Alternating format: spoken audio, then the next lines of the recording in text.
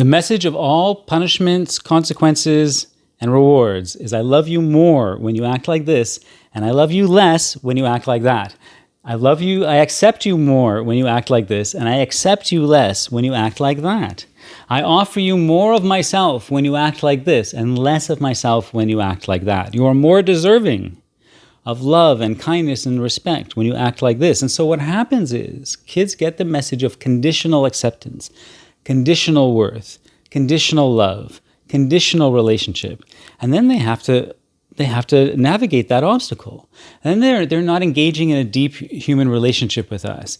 Then they're not going deep inside and discovering their relationship with themselves. And then they're not relying on us as a guide as they're deepening their relationship with themselves. What they're doing is they see us as an obstacle because we love them more when we act like this, when they act like this, and we love them less when they act like that, and they know it.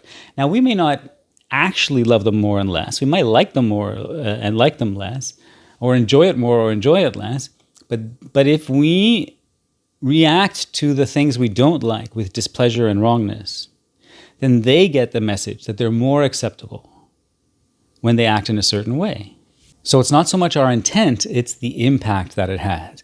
And this is why I'm so adamant that in non-coercive collaborative parenting, that we don't use any consequences or punishments or rewards to try and get kids to do something. The reason for rewards is if you do the thing, you get the reward. If you don't do the thing, you don't get the reward. So if you're good enough, you get the reward.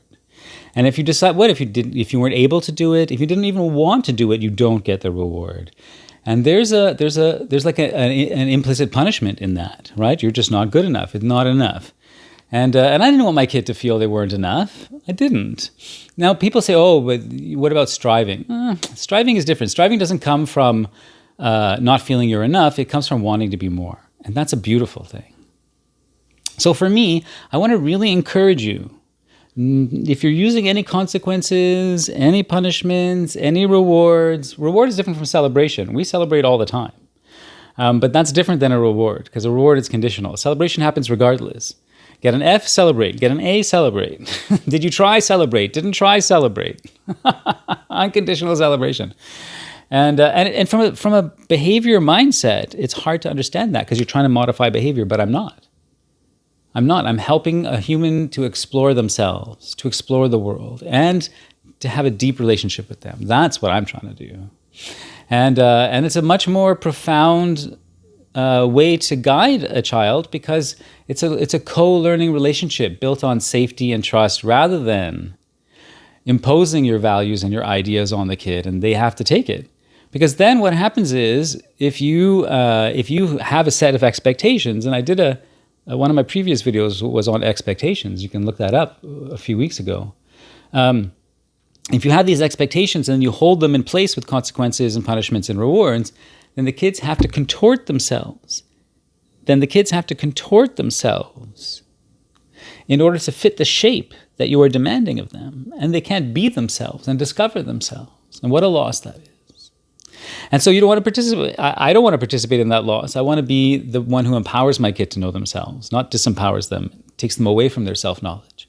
So like I said, I really encourage you to give up all of the punishment, consequences, and rewards that you're using to work with your kid, and replace it with what, right? Well, I have 180 videos on my YouTube channel, and I have hundreds of articles I've written on my Facebook page, Meaningful Ideas both. So I really recommend you go through the old videos on my YouTube Conscious Parenting playlist. I think the earliest one is from 2015 or something like that. And just there's so many practical ideas and ways of working with your kids that I offer.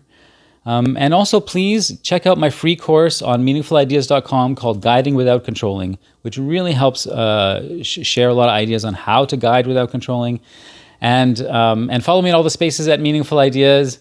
And that's it, everybody. Peace out.